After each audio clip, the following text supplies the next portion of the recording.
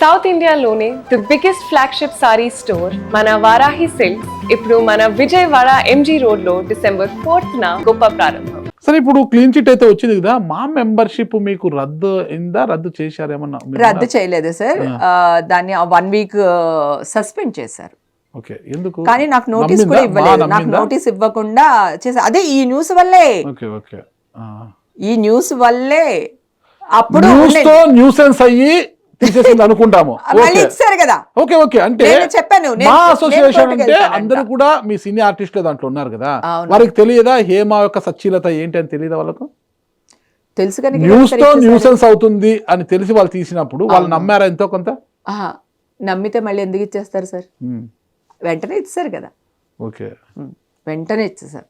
వెంటనే సార్, మరి నమ్మకపోతే ఎందుకు ఇస్తారు సార్?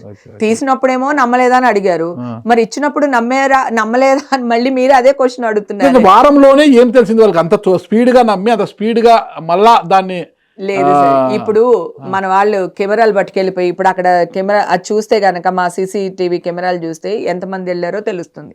హడావుడి చేసిన అంత హడావిడి చేశారు కదా, ఇప్పుడు జెన్యున్ గా బయటకు వచ్చాను కదా, ఇప్పుడు ఎందుకు చేయలేకపోతున్నారు? నెగిటివ్ చూపించినట్టుగా మంచిని ఎందుకు చూపించలేకపోతున్నారు? అదే నేను అడుగుతున్నా. ఖచ్చితంగా మీరు అడుగుతున్నారా? కోర్టులో న్యాయం జరిగినట్లనే బాహ్య ప్రపంచంలో ఈ సమాజంలో కూడా ఖచ్చితంగా న్యాయం జరుగుతుంది. మిమ్మల్ని అందరూ నమ్మాలని నేను కూడా కోరుకుంటున్నా.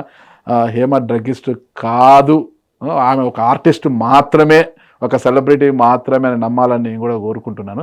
కానీ మీకు కోపం ఎక్కువ అంటారు కదా, మీరు ఎప్పుడైనా చూసారా అన్నాను? అంటే మా ఎలక్షన్స్ అప్పుడు అనుకుంటా శివబాలాజీతో ఏదో గొడవ పడ్డము, ఏదో మ్యాన్ హ్యాండ్లింగ్ వరకు మీడియా వాళ్ళు ఒక కోణంలో చూస్తారు కాదన్న, మీడియా వాళ్ళు ఒక కోణంలో చూస్తారు. పాప నేనేమో ఆ అబ్బాయి పేరు తీయకూడదు అనుకుంటాను, మళ్ళీ వచ్చినప్పుడల్లా అదే వస్తుంది. 4 years నేను మీడియాకి దూరం అయిపోయి మీరు ఇంటర్వ్యూ అడిగినా కూడా ఇవ్వనని చెప్పడానికి రీజన్ ఏంటి తెలుసా అండి? ఆ రోజు నాకు ఒక రియలైజేషన్ వచ్చింది. ఒక ప్రముఖ ఛానల్లో కూర్చుని ఒక పెద్ద వ్యక్తి, నేను ప్రెసిడెంట్ అవ్వాలి మాకన్న వ్యక్తి పక్కన కూర్చుని ఇంకొక అతను హేమని తుప్పట్టిన బాణం లాగా మురళీ మోహన్ గారు యూస్ చేస్తున్నారు అనేసరికి, అలా తుప్పట్టిన బాణం అని ఎలా అంటారని చెప్పి నేను ఒక ప్రముఖ ఛానల్ ముందుకెళ్ళి ఒక అతన్ని అడిగాను. అది ఎలా వేస్తారంటే, అమ్మో కారు ఆపేసింది, హేమ హడాడు చేసింది అని వేస్తారు. ఇక్కడ నేను కాంట్రవర్సల్ కాదు సార్, మీరు కాంట్రవర్సల్. మీరు ఉన్నదాన్ని ఉన్నట్టు వేయకుండా చూపించడం వల్ల జరిగే నష్టం అది. తర్వాత ఒక వ్యక్తి మాకు సపోర్ట్ చేస్తున్నారు, మా ప్యానెల్ కి సపోర్ట్ చేస్తూ ఓటేయండి అని అడుగుతున్నారు. ఎవరో ఒక XYZ ఆర్టిస్ట్ అడుగుతున్నప్పుడు అతన్ని కొట్టడానికి నరేష్ గారి బాడీ గార్డు నరేష్ గారు, శివబాలాజీ వీళ్ళందరూ ఆ అబ్బాయిని పట్టుకుని కొట్టేయడానికి పరిగెడుతున్నారు. ఆ అబ్బాయి తప్పించుకుంటూ పరిగెడుతున్నాడు. ఆ అబ్బాయిని కాపాడడానికి నేను పరిగెత్తుకుని వెళ్తుంటే శివబాలాజీ ఇట్లా అడ్డు పెట్టేశాడు చెయ్యి, ఇట్లా నేను వెళ్ళకుండా. అక్కడ ఫొటోస్ లో ఉంటాయి చూడండి ఎట్లా అడ్డు పెట్టాడో అని. ఆ ఫోటోలో వాళ్ళు ఇలా పట్టుకుంటున్నట్టు అతను కూడా ఉంటాడు. ఒకే ఫోటోలో మేము అందరూ ఉన్నాము. అది వదిలేశారు. నరేష్ వాళ్ళు కొట్టడానికి ఒక వ్యక్తి వెళ్తున్నారు, హేమ కాపాడడానికి వెళ్తుందని వదిలేశారు. శివబాలాజీని కరికేసింది అంటున్నారు. అసలు శివబాలాజీ తీయట్లేదని నేను ఇలా చూపిస్తున్నాను. అప్పుడు శివబాలాజీ తీసేయచ్చు కదా సార్, ఎందుకు శివబాలాజీ తీయలేదు చెయ్యి అని ఎవరు అడగలేదు. Okay, so వేసేశారు. ప్లస్ నేను ఇక్కడ కరిచాను అతన్ని, ఇట్లా ఇట్లా పట్టుకున్నారు, మీరు చూస్తే తెలుస్తుంది. నేను ఇక్కడ కరిచాను. తర్వాత వెంటనే ఇక్కడ అన్నారు కదా, సో నేను కొరకలేదు సార్. అదే అంటాను, ఇందాక ఇలా కసక్మని పొడిసేస్తే అట్నుంచి ఉన్న కెమెరాలో నేను కసక్ కనబడుతుంది కానీ పొడిసాను లేదు కనపడతాను. అదే చెప్పాను కదా సార్, ఇక్కడ అదే జరిగింది. సో ఇక్కడ కరిస్తే నెక్స్ట్ క్లిప్పింగ్ లో ఆయన వెంటనే టీటీ ఇంజెక్షన్ చేయించుకుని హాస్పిటల్ నుంచి వచ్చి ఇక్కడ చూపిస్తున్నాడు సార్, ఇదిగోండి కరిసేసింది అని చెప్పి. అసలు ఇక్కడ మరి సరే కరిసేసా అనుకుందాం సార్, ఇక్కడ కరిసాను కదా సార్, ఇలా పెట్టాడు, ఇక్కడ కరిసాను కదా, ఇక్కడ మచ్చ ఎలా వచ్చింది సార్? ఎవడన్నా ఒక్కడు అడిగాడా సార్? ఎప్పుడైనా అడిగాడా సార్? అసలు అప్పుడు అర్థమైంది సార్, మన అమ్మ ఇది కాదు ప్రపంచం, మనం ఎక్కడో తప్పు చేస్తున్నాం. అప్పుడే బాధపడిపోయింది నాకు ఈ మీడియా గురించి, అప్పుడే బాధపడిపోయింది. ఆ తర్వాత నేను ఎక్కడ మీడియాలో కనిపించలేదు. ఆ ఎలక్షన్ తర్వాత దీని తర్వాత నేను కనపడలేదు. మీరు కూడా చాలాసార్లు ఇంటర్వ్యూ అడిగితే నేను లేదన్నా రావట్లేదు, నాకు వద్దన్నా ఇంటర్వ్యూలు అవిని దూరంగా ఉంటున్నానని చెప్పాను. 4 years నేను అసలు మీడియాకే కనపడలేదు, ఎవరికి ఇంటర్వ్యూలు ఇవ్వలేదు, ఎక్కడికి రాలేదు, నా పాటికి నేను హ్యాపీగా తిరుగుతూ ఉన్నాను అనమాట. నా షూటింగ్స్ ఏవో నేను చేసుకుంటున్నా, నా ఫ్యామిలీ ఏదో నేను చేసుకుంటున్నా, అలా అయిపోయింది 4 years. మళ్ళీ ఈ డ్రగ్స్ ఇష్యూ వచ్చేదాకా నేను రాలేదన్న బయటికి. సో నాకు అర్థమైపోయింది, ఓహో మీడియా నిజం చెప్పదు, మీడియాకి నిజం అవసరం లేదు. వాళ్ళు రాజేంద్ర ప్రసాద్ గారు కారు ఆపినప్పుడు అట్లనే జరిగింది. శివబాలాజీ ఇష్యూలో నేను కరవకపోయినా కరిసేసానని వేసేస్తున్నారు వీళ్ళు. పోనీ కరిసేసాను, ఎందుకు కరిసింది హేమ? అది లేదు. ఒక వ్యక్తిని కొరికారా లేదా? కొరకలేదు కనుక చెప్తున్నాను సార్, కొరకలేదు. కొరకలేదు. కొరికితే సరే, ఇక్కడ రావాల్సిన కొరుకుడు మచ్చ ఇక్కడికి ఎట్లా వచ్చింది, పనులు పోతాయి, ఇక్కడ ఎలా వచ్చింది అని ఎవరైనా అడిగారా? ఇక్కడ కొరికితే ఇక్కడికి ఎలా వచ్చిందని అడిగారా? ఫోటోలు అంత క్లియర్ గా ఉన్నాయి, వీడియోలు అంత క్లియర్ గా ఉన్నాయి కదా, అడిగారా? అంటే నెగిటివ్ ని ఇష్టపడుతున్నారు, నెగిటివ్ ని వేస్తున్నారు. సమాజాన్ని మెరుగుపరచడానికి మీడియా ఉంది, సమాజాన్ని నాశనం చేయడానికి కాదు. ఇప్పుడు గుడ్ న్యూస్ వచ్చినప్పుడు, బ్యాడ్ న్యూస్ లో నన్ను అంత వేశారు కదా, గుడ్ న్యూస్ వచ్చినప్పుడు ఎందుకు చేయలేకపోతున్నారు? పెద్ద మనుషులు ఒక చిన్న మాట అంటేనే అది బూత్ కాదు, ఒక చిన్న మాట అంటేనే మీరు అంత బాధపడుతున్నారు కదా. మరి నన్ను ఇంత పెద్ద మాటలు అన్నప్పుడు నా పరువు పోయింది, నా అమ్మ పోయింది, నాకు బాధ ఉండదా, నాకు ఎమోషన్ ఉండదా? అరిస్తే అర్చన అంటున్నారు, మెల్లిగా మాట్లాడతానంటే యాక్టింగ్ అంటున్నారు. నేను ఇప్పుడు ఏం చేయాలి, ఎట్లా మాట్లాడాలి, అది కూడా మీరే చెప్పండి. ఇంట్లో బిర్యానీ చేసుకోవాలి, అదే కదా చేసినా తప్ప అంటున్నారే, బిర్యానీలు చేసినా తప్ప అంటున్నారు. మరి నేను ఇంకెక్కడికి వెళ్ళను, నా పాటికి నా ఇంట్లో బిర్యానీ నేను చేసుకున్నా కూడా తప్పంటే నేను ఎక్కడికి వెళ్ళను. బావగారికి బిర్యానీ ఇష్టమా? బిర్యానీ బాగుంటుంది. బావగారికి కాదు, ప్రపంచానికే నేను చేసే వంట అంటే చాలా ఇష్టం. నేను కడుపు నిండా అన్నం పెడతా ఎవరికైనా సరే. నేను ఇండస్ట్రీలో నాకు అన్నపూర్ణమ్మ అనే పేరుంది. నేను బోల్డ్ మందికి అన్నం పెట్టా, ముక్కు సూటుగా మాట్లాడతా, ఎలాగోలా అని బతికేచ్చు అనుకో అన్న. బ్రహ్మానందం గారిని ఒక సెట్ లో ఏదో మాట్లాడారు అనేది ఏదో వార్తలు కూడా బయటకు వచ్చాయి. లేదన్న, బ్రహ్మానందం అన్నతో నేను ఏం మాట్లాడు, నాకు ఏదన్నా మీతో ప్రాబ్లం ఉందనుకోండి అన్న, నేను మీతోనే మాట్లాడతా. నాకు ఇప్పుడు ఈ ఇష్యూ వచ్చింది కదా, నేను ఛానల్ సిఇఓలతోనే మాట్లాడాను అన్న. ఎందుకంటే ఇప్పుడు దాకా వెయిట్ చేసా, అపాయింట్మెంట్ అడిగా, వాళ్ళు ఇవ్వలేదు. తర్వాత నా దగ్గర నెంబర్స్ ఉన్నాయి అందరివి, అందరికీ కాల్స్ చేశాను, వాళ్ళతోనే మాట్లాడానన్న, వాళ్ళతోనే మాట్లాడా. నేను ముక్కు సూటిగా ఉంటానన్నా, ఎలాగోలా అని బతికేయచ్చు అనుకుందామన్నా. ముక్కు చక్కగా ఉంది కదా అని ముక్కు సూటిగా పోతానంటే ఎట్లా కష్టం కదా. అదే కదన్నా ప్రాబ్లం వచ్చింది. ఎలాగోలా అని బతికేద్దాము అనుకుంటే పర్వాలేదన్నా, ఇట్లానే బతకాలి అనుకుంటే చాలా కష్టం అన్నా, చాలా కష్టం. కానీ నేను అలాగే ఉన్నాను కనుకే కదన్నా ఈ రోజు బయటకు వచ్చాను కదన్నా. ఈరోజు బయటకు వచ్చారు, కోర్టు క్లీన్ చిట్ ఇచ్చింది మీకు. మరి తెర ముందుకు మళ్ళీ రాబోతున్నారా? తప్పకుండా యాక్ట్ చేస్తానన్నా. ఎందుకంటే నేను ఎక్కడికి వెళ్ళినా సరే నా అభిమానులు, నా అన్న తమ్ముళ్ళు, నా అక్క చెల్లెలు వాళ్ళందరూ ఏంటంటే, అక్క యువర్ ఏ ఫైటర్ అక్క, నువ్వు అసలు తగ్గేదే లేదు. మనం ఆడాళ్ళు, పెద్దోళ్ళు, ముసలాళ్ళు అందరూ అన్నమాట, అమ్మా నువ్వు ధైర్యంగా ఉండు, మేము నీకు కనపడకపోవచ్చు, నీ వెనకాల మేము అందరం ఉన్నాము.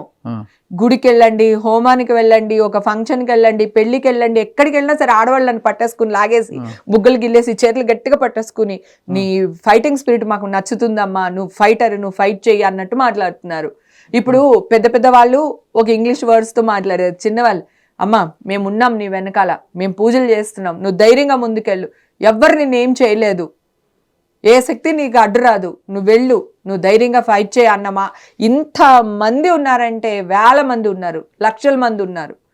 సో వాళ్ళ ప్రేమాభిమానమే నన్ను ఈరోజు మీ ముందు కూర్చోపెట్టి, మీరు ఇన్ని క్వశ్చన్స్ వంకర్ టింకర్గా అడిగినా కూడా నేను చాలా క్లీన్ చిట్ తో బయటకు వచ్చానని మీతో వాదించగలుగుతున్నాను, మాట్లాడగలుగుతున్నాను అంటే బికాస్ ఆఫ్ వాళ్ళ బ్లెస్సింగ్స్. అందుకే నేను కూడా వింటున్నాను అన్నమాట, వాళ్ళ బ్లెస్సింగ్స్. అమ్మా ఎక్కడ వింటావు అన్నా, నువ్వు ప్రతిదానికి నువ్వు డ్రగ్గు అని మాట్లాడుతున్నావు.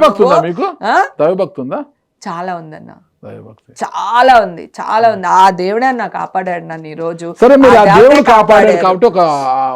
ఒక నిమిషం అన్న, ఈ విషయం చెప్పేస్తాను. అయితే వాళ్ళందరి కోసం మళ్ళీ యాక్ట్ చేయాలని అనుకుంటున్నా. ఎందుకంటే అంత ప్రేమ ఎక్కడి నుంచి వచ్చిందన్న, అన్ని ఆశీర్వచనాలు ఎక్కడి నుంచి వచ్చినాయి అన్న నాకు. నేను యాక్ట్ చేసిన సినిమాలే కదన్న, ఏదో రాజోల్లో ఎక్కడో ఒకళ్ళని పెళ్లి చేసుకుని ఏ మూలలో ఉండుంటే ఈ రోజు మీరు న్యూస్ చేసేవాళ్ళు కాదు, నేను ఇంత ఫేమస్ అయ్యేదాన్ని కాదు కదా. వాళ్ళ బ్లెస్సింగ్స్ వల్లే నేను ఈ విషయాలన్నిటిలోంచి బయటపడింది, ప్రజల వల్లే, నా అన్న తమ్ముళ్ళు, అక్క చెల్లెళ్ళు, మా వాళ్ళ వల్లే బయటపడ్డా. ఓకే, వాళ్ళ ఆశీర్వచనంతో బయటపడ్డాను కనుక వాళ్ళని ఎంటర్టైన్ చేయడం నా బాధ్యత. ప్రతి ఒక్కరు నిన్న కూడా ఒక ఛానల్కి వెళ్తే అందరూ అక్క నువ్వు యాక్ట్ చేయాలి, అక్క నువ్వు ఫైటర్, నువ్వు మంచిదాన్ని అక్క, నువ్వు ఇదే వస్తున్నాయి మెసేజ్లన్నీ. అతను కూడా అదే చదువుతూ వస్తున్నాడు, సినిమాలో యాక్ట్ చేయాలక్క, సినిమాలో యాక్ట్ చేయక్క, నీ గురించి మాకు ఎలాంటి ఇది లేదక్క, నో ప్రాబ్లం అక్క అనే వాళ్ళే ఎక్కువ మంది ఉన్నారు. సో వాళ్ళ కోసం మళ్ళీ యాక్ట్ చేయాలనుకుంటున్నాను. ఇప్పుడు రేసుగుర్రంలో ఉన్న ఒక క్యారెక్టర్ కావచ్చు, నువ్వు నాకు నచ్చావులో ఉన్న క్యారెక్టర్ కావచ్చు, ఇలాంటి క్యారెక్టర్లు చూడడానికి చాలా మంది ఎదురు చూస్తున్నారు. ఎగ్జాక్ట్లీ. కాకపోతే డైరెక్టర్లు రాయాలి సార్, ఇప్పుడు అంత పెద్ద పెద్ద క్యారెక్టర్ ఆర్టిస్టులకి రాయట్లేదు. హీరోకున్న డిమాండ్ విలను, హీరో, ఒక హీరోయిన్. హీరోయిన్ కూడా కొన్ని సినిమాల్లో ఇంపార్టెన్స్ ఉన్న క్యారెక్టర్స్ ఉంటున్నాయి సార్. కొన్ని సినిమాల్లో అయితే సాంగ్స్ కి రొమాన్స్ కే పరిమితం అయిపోతున్నారు హీరోయిన్స్. డైరెక్టర్ మైండ్ సెట్ ఇప్పుడు ఇట్లా వెళ్తుంది, అంటే ఒక్కొక్క సీజన్ లో ఒక్కొక్కలా ఉంటారు డైరెక్టర్లు. ఇప్పుడు మైండ్ సెట్ ఇలా ఉంది. సో మంచి క్యారెక్టర్స్ రాయాలి డైరెక్టర్లు. ఆటోమేటిక్ గా రాస్తే వాళ్ళు పుడతారు. కరెక్ట్. చూద్దాం మరి. ఒక ఛాయాదేవి కావాలి, ఒక వాణిశ్రీ గారు కావాలి. ఇప్పుడు వాణిశ్రీ గారు కావాలన్నారు, ఒక అమ్మాయిని వాణిశ్రీని చేయగలిగారు కదా. డైరెక్టర్ తలుచుకుని రాస్తే ఒక క్యారెక్టర్ పుడుతుంది సార్. సావిత్రి గారు పుట్టినట్టే రమాప్రభ పుడుతుంది, ఛాయాదేవి గారు పుడతారు, పాత హీరోయిన్స్ 100 మంది ఉన్నారు, వాళ్ళందరూ పుడతారు సార్. డైరెక్టర్ గారు ఇప్పుడు పుట్టించడం లేదంటారా? అంటే ఇప్పుడు ఒక ట్రెండ్ లో వెళ్ళిపోతుంది సార్. ఒక ట్రెండ్ సెట్ లో ఉన్నారు డైరెక్టర్స్ అందరూ, రైటర్స్ అందరూని. ఆ ట్రెండ్ మళ్ళీ మారుతుంది. ఒక కాలంలో అంతా లవ్, రొమాన్స్, ఒక ట్రైప్ దీంట్లో వెళ్ళారు సార్. అంటే ఆర్యవన్ ఆ టైంలో 100% లవ్ స్టోరీ అని అదే ఒక మూడ్లో వెళ్ళారు కదా. ఇప్పుడు ఫైట్ మూడ్లో ఉన్నారు. చంపేయాలి, ఒక హీరో ఒక 100 మందిని చంపేయాలి, 200 మందిని చంపేయాలి, హీరోకి ఒక గీత పడదు. సో ఈ మైండ్ సెట్ లో ఉన్నారన్న.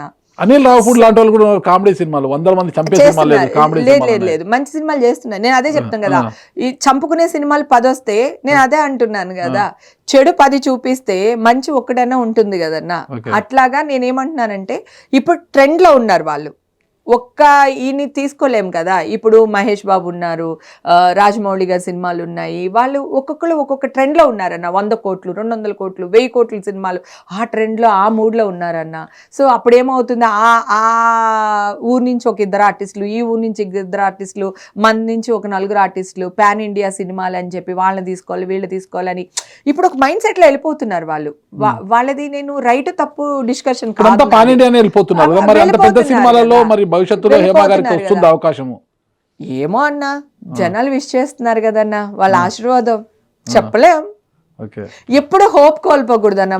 అనసూయ గారికి అవకాశాలు వస్తున్నాయి, తన ఏజ్ క్యారెక్టర్ కి తనకి గ్రూప్ వస్తున్నాయి, మంచి క్యారెక్టర్. ఏజ్ గ్రూప్ ఒకటే కదా? కాదన్న, నేను పెద్దదాన్ని ఉంటా. ఓకే. అనసూయ గారికి అంటే నాకు దానికి ఏజ్ డిఫరెన్స్ ఉంటుంది, 4-5 ఇయర్స్ ఈజీగా ఉంటుంది.